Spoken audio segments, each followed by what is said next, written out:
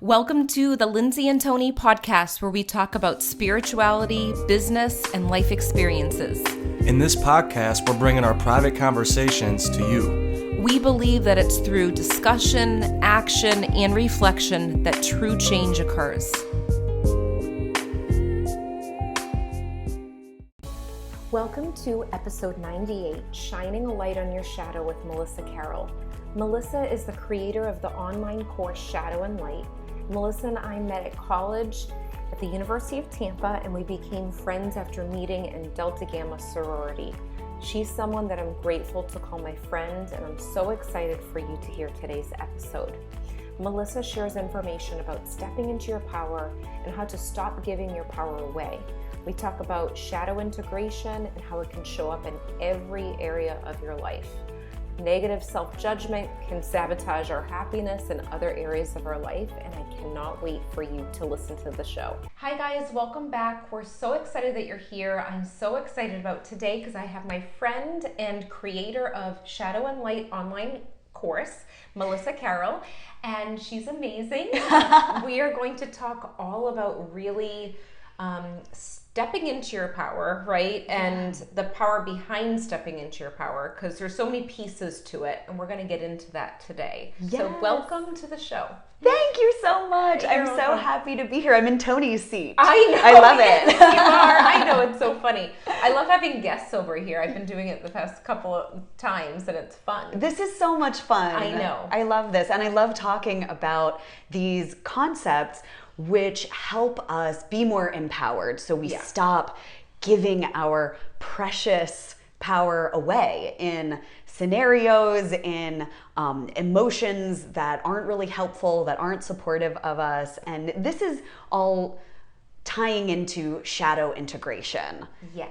So, and you're the pro at this. And I had never really, I've heard of it, but I didn't really know much about it until I started talking to you about it. And I'm like, oh my gosh, that makes so much sense. I wish I studied this years ago. Me too. Me too. If I had learned about shadow integration processes years ago, it would have saved me so much stress and suffering and heartache, especially for spiritual people, and especially for creative people, because we tend to really be hard on ourselves. We tend to have a lot of self-criticism and self-judgment, and that can sabotage not only our happiness and our relationships, but our careers. And that's true. No, that's so true. It does. What can happen, and it happens to everyone, especially if you're in entrepreneurship, it's almost like you put the gas on and then you put the brake on, the gas on, the brake on, and it's always because of our own thoughts and that fear of success or fear of failure and that inner chatter that's going on. Exactly. And this is really the starting point to shadow work, shadow integration. And the shadow itself is really just a term that we use for the unconscious mind. And if you think about like an iceberg, this is a really common image. You know, you have the water line, the top of the iceberg is your conscious mind. These are all the things that you are consciously aware of, your likes, your dislikes, your preferences, your opinions, all that stuff that you know, that you believe. That's your conscious mind. That's the tip of the iceberg. But we know that below the water's surface, there's a much bigger glacier underneath. That's your unconscious mind. And your unconscious is really those more powerful drivers, those motivations, and those beliefs that are influencing how you feel about yourself, how you feel about the world, and that shapes your behaviors and your emotions. That it really governs how we live our lives, and the trick is we're not aware of it, you know? Exactly. And then we bring in these situations that connect to the things that we do or don't want. Yes. And I know we've had a lot of conversations about this over the past month, about things that can come up and things that we don't like that could pop up. I know for me personally, like you have that inner dialogue and you're like, I don't want this to happen to me. This is a pattern that shows up and it always comes back to us. Yes, we blame our external circumstances, we blame other people, and yet shadow work really invites us to recognize that we're the conscious creators of our realities, and we are drawing in these same patterns. And so that's actually a great flashlight into the shadow, into the depths. This is why shadow work is so important. It's so powerful because we aren't aware of this stuff. But like those themes, those patterns, and those scenarios, or like those people that keep showing up in your life, that's pointing you toward unresolved shadow stuff. Yes. Yeah. So I think when it gets to that point, because it could happen to me like the same thing for years and years until I start getting sick of myself telling the story. Exactly. I don't know if that's what normally happens with, I know you have a whole online course on shadow work. So you probably have different people coming in and they're in different situations, but when is it that it hits someone that, oh wait, that's my shadow, that's part of me? Yeah, this is the first stage of shadow. It's shining the light on your shadow to discover what's really there. And like we just mentioned, if you start to get curious and you start to observe, there are a couple quick ways that you can figure out what's in your shadow. Oh, okay. Those same scenarios that keep coming back for you, that's a good sign. Like, oh, I clearly haven't resolved this issue within myself. My friend, she was a participant in our 8-week shadow work course. She had this great phrase, I'll never forget it. She says, it's like the same problems keep showing up in my life. They're just wearing different outfits. Oh, I love that. It's like you change a career because you're unhappy with your boss or you're unhappy with that situation, but you find the same emotional undercurrents bubbling up even though you switched jobs. You move to a new city, but you're still taking your shadow with you to that new place. That is such a good way of putting it out there. That makes so much sense. And another really good way to look at what's in your shadow is to discover your shoulds and your shouldn'ts. This is that inner dialogue, that chatter that you were saying. Yeah. That's what's always running in the background of our brains. And if you have this background chatter, don't worry. You are not alone. You are not wrong. You are not flawed. You are not bad. It's super common. We all have it. The shoulds and the shouldn'ts are those ingrained beliefs that we've taken in just from being members of a greater culture, of a society. Yeah. This is actually the first step in the course. This is where we begin. We start to look at all of those statements like, I should be this, I shouldn't be this, that you were taught when you were young. So like one that I've had is, I should be nice, which seems very helpful, right? This is the other thing that I need to qualify in shadow work. We never look at any situation or any emotion or any quality as right or wrong or good or bad, because those labels have a host of emotions and stories attached to them, and self-judgment. True. Self-judgment will only keep you locked in the same patterns. So compassion is like this key ingredient that can help us start to shift our energy and gain our power back. So as you're looking at your shoulds and your shouldn'ts, be curious and be kind to yourself through the process. And like, so if you're like me and you had a story, if you were taught growing up, you should be nice, right? Like I was as a young child, it was like, Melissa, you should be a good girl. Yes. So what does that mean? That means, not maybe yelling or speaking up. So that translates to me 36 years later as not wanting confrontation or overanalyzing every situation because I want to be seen as nice. Yeah. Really worrying about things and getting my energy all enmeshed in other people and what they think of me. And this is what you were saying. I love that image of putting the brake pedal on. I didn't create my online course for 2 years, even though I wanted to, because I was afraid of what other people would think of me. And like, I sabotaged myself because I just wanted to be nice, kind of wanted to stay in my lane and just do what was expected of me. I can totally relate, because I always have been like that type of person that I wanted to be in the background. Like, that's what I wanted to be. I wanted to be in the background. But at the same time, part of that is, if you're in the background and you say that you want to be in the background, then you may not be seen as much, and then you're not putting your energy out there and helping people. And then also I had the story of, I don't feel included in certain situations. So that came up. So I'm like, do I really want to be in the background? If that's the story that I've been telling for all the years, you know? Exactly. So it's so interesting how that happens. And I think as spiritual, like, I'm putting in quotes, spiritual entrepreneurs, those of you who are listening on iTunes, you're not seeing this, but we have this thought, or the society, whatever it is that we're putting the pressure on ourselves, that we have to be perfect little nuns. I actually got rid of that in my mind when I left teaching third grade, because when I was teaching the third grade, I really thought that I had to be the perfect teacher. If I was out in public, I had to make sure I looked a certain way, and I didn't even know I was doing it until I left teaching.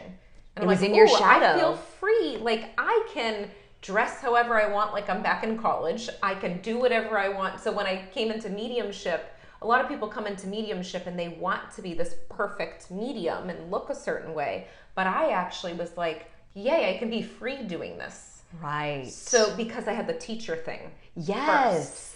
So that's this other tricky thing. Like, I should be spiritual. That's a should. These shoulds are so dangerous, because they create this set of judgments on ourselves and on other people that can just keep us locked in these cycles of suffering. And that's what I love about shadow integration. It's not about shaming ourselves and saying like, oh, I'm so bad, I have this sabotaging thought. It's actually the opposite. It's saying like, I can embrace all of who I am. Like, to be spiritual, to me, a spiritual person shouldn't get angry. But you're human, right? And human beings feel anger. Human beings feel every piece of the spectrum of what it means to be alive on this planet. Exactly. And so what do you do when you have a bout of anger? Do you immediately judge yourself and be like, oh gosh, I'm supposed to be so spiritual. I should know better. I should be more evolved, right? Now we're in this cycle, this mental chatter that's a downward spiral. Yeah, and then it makes you forget what you're even angry about, and you feel more guilty about being mad than the actual emotion that was coming up in the first place. So it is like a cycle. It's so true. Guilt and shame are like these heavy coats that wrap around these shoulds and shouldn't beliefs, these thought patterns that we have. And it's great because you start to like let go of those coats and those layers. When you left teaching to become a medium, you were like, oh, I'm free now. Yeah. That's so beautiful. And that, I think that's why I, like, when I'm teaching the other mediums, whether it's about business and mediumship or, you know, talking about mediumship development, my big thing is don't conform into any one way to do mediumship. Right. Even if I'm teaching, I'm like, if it doesn't resonate with you, if there's certain areas, like, leave that behind and take the things that resonate with you by your own experiences too.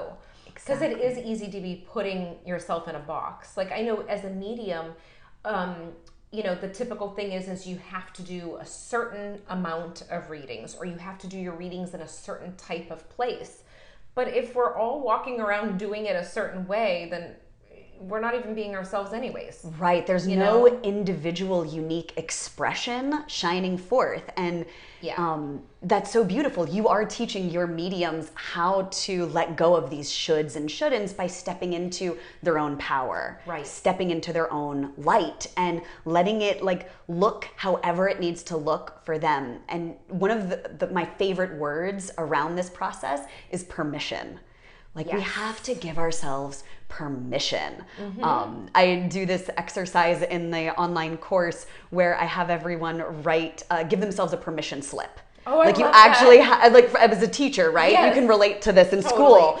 Give yourself a permission slip. Like, I am allowed to feel whatever I feel this week. Yeah. Like, even if it doesn't conform to what I believe in my unconscious that like a spiritual person should feel. Like, if I'm feeling depressed, you know, you're not gonna come out of the trench of depression by judging yourself for feeling depressed. You have to pour oodles of self-compassion and friendliness and acceptance for yourself, not so that you stay stuck in that mire of depression, but that you can start to shift your energy and get yourself up eventually. That's so true. And it reminds me of, I think when I stopped, I'm not saying it's completely stopped, because of course we're human, so things are going to come up.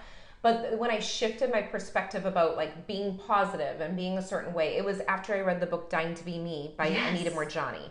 So that was like the big thing, is Anita's book where she died, went to heaven, and had this experience where she thought being positive and being a certain way and being a people pleaser actually did her a complete disservice. Yes. And it kind of reminds me, as you're talking about this, about that book and that experience.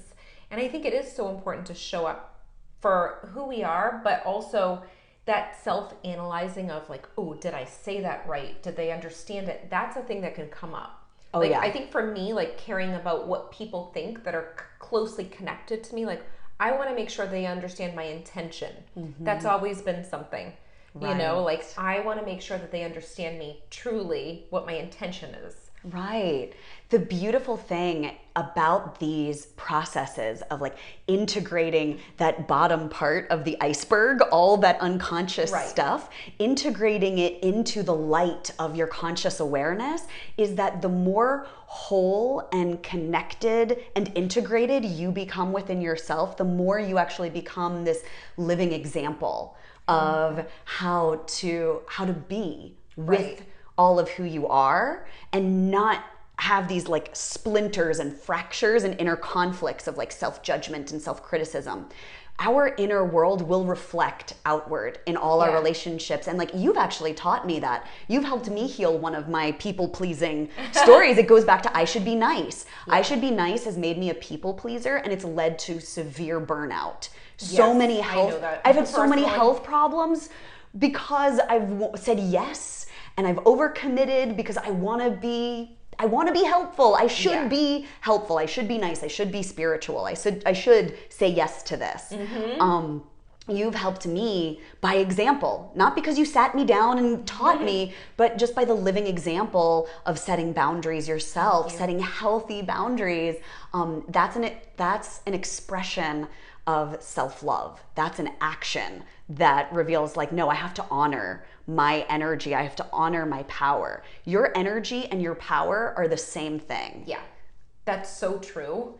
And I feel like it was a process. Oh yeah. And I think it was after Nick passed that happened, where I started to put up my boundaries, because I had no energy to give people. So I really had to be aware of like, what do I want right now? Like, I can't think about everyone else, because I was so focused on making sure everyone else was okay before he passed. Yes. And him passing, I was like, I have nothing to give, and I have to replenish myself. And if it doesn't feel right, I can't do it. Like, I have no emotional capacity to do this. So it actually was in that, the lowest point of my life, that it actually helped me figure out what my expectations and boundaries were for other people. That's brilliant. Isn't that incredible that you, from this extremely dark, difficult place, it was this beautiful lesson as well. And you were forced to understand your boundaries because you were depleted. And you were nothing. there during that time. I mean, you were there through everything when that was happening. And I'm so grateful for that, because I don't know how I would do it without you. You're one of the people that was there. But it is one of those things that sometimes we need, not saying a tragic experience to change things, but we need to like really think like, what do I want? Because you can start being resentful to people, and they're crossing boundaries that they didn't even know that you had, because you didn't know that you had them until they crossed something. Exactly. So people, I like to believe that the majority of people don't even realize when they are crossing boundaries, because we're not establishing boundaries. So how would they know? It's only when we as individuals say, okay, I have to give myself permission. After a reading, I need to do this little ritual for myself. I need to take 20 minutes, It doesn't sound like a lot, but I know it can be in practice to give yourself 20 minutes of meditative space, of silence, to go outside in nature, to eat nourishing foods, to do whatever you need to do to restore and give yourself your power back. Right? I love that, and it's so true. And I want them to learn more about the things that you're offering too. Because there's so much more that we could talk about. I know, there's talk for like hours. We could. I know you have something coming up that is a webinar too. Can you tell us the name of that? Which yes, I love. It's actually exactly what we're talking about. Yes. The name of the webinar is Screw the Shoulds. And it is, I take you step by step through how to really look at some of those stories, and it will involve, it's like an online masterclass. So you'll definitely be journaling and looking at some of your stories. This is essentially the first module in the course, just a little taste of that first module, because the webinar is to celebrate the launch of my online course called Shadow and Light. And I do it in tandem with my co-teacher, Ashley Sweet, who is a licensed mental health counselor. And she's actually the one who taught me shadow integration. She brought me on as a yoga teacher and a writer to help instill some of these more energetic and creative practices to blend with the psychological practices that she does in her clinical work. That's so beautiful. it's really powerful stuff, and we've seen incredible results with our students. It's really beautiful. Well, I can't wait for some of the people here to join, because I know how much transformation can take place. I mean, even just sitting and having this conversation now, it shifts something, just listening to it and talking with you. So tell us where we can get more info about the webinar. Is it on your website? Yes. Can you tell us your website? Yep. You can find out all the information on my website. It's theyogawriter.com. I'm a yoga teacher and an author. So The Yoga Writer, WRITER. It would help if I could spell my own website name. And your books are on there too, right? Yes. On your website? Okay, good. Yep, exactly. So you can find info about the books, about the course, about the webinar, all that good stuff. Yay, I'm so excited about this. Thank you so much for taking your time and energy, and we're going to continue the conversation in the Mediumship Mastery membership circle, where we'll dive right into really specific things about this connected to medium. So I'm excited for that too. Me too. Thank you. Thank you, Melissa.